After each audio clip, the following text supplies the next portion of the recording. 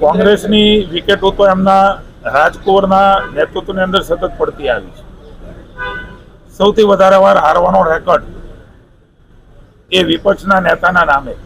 હરેક વખતે મોદી સાહેબને હરાવવા, હરેક વખતે ભારતીય જનતા પાર્ટીને હરાવવા અલગ અલગ રાજ્યોમાં જઈ રહ્યા છે. એવી જ રીતે ચૂંટણીઓ આવી રહી છે ત્યારે એક બાજુ દયા પણ આવે ને એક બાજુ હસવાનું પણ આવે.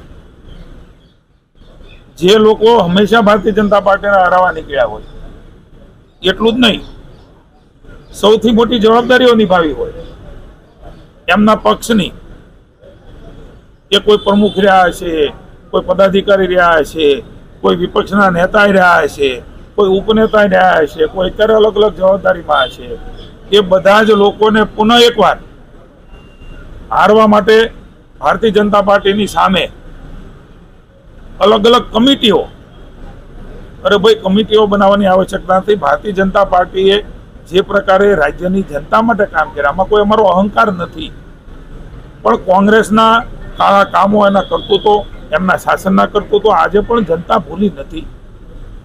એના મન એ લોકો, એ મત છે, અને અમારા મન એ માણસ છે. અમે લોકોને માણસ તરીકે જોઈએ છે. ભગવાન રામ એમનામાં વસે છે, આપણા સૌમાં વસે છે, શાસકોના મનમાં વસે છે.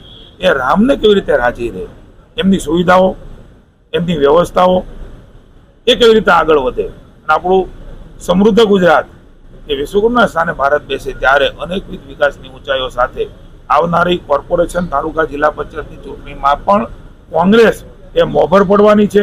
એની આ સાબિતી છે, કારણ કે એમના જ નેતૃત્વમાં બધા લડ્યા છે, એમના નેતૃત્વમાં જ બધા હાર્યા છે. એમની સ્ટ્રેટેજીઓ, એમની જ કેમ્પેનિંગ કમિટીઓ, એમના જ બધા મેન્યુફેસ્ટો એ જનતાએ નકાર્યા છે. હજી પણ આવનારા સમયની અંદર જનતા નકારવાની છે. એ કોઈ આવે, કોઈ જાય, કોઈ રહે, કંઈ ન રહે, કારણ કે કોંગ્રેસ એ ખોખલી થઈ ગઈ છે. કોંગ્રેસ એ જનતામાં ખુલ્લી પડી ગઈ છે. ન તો એની પાસે કાર્યકર્તા છે, ન તો એની પાસે જનતાનો પ્રેમ છે. માત્ર નેતાઓથી બનેલી પાર્ટી એ હવે ગુજરાતમાં રહી છે.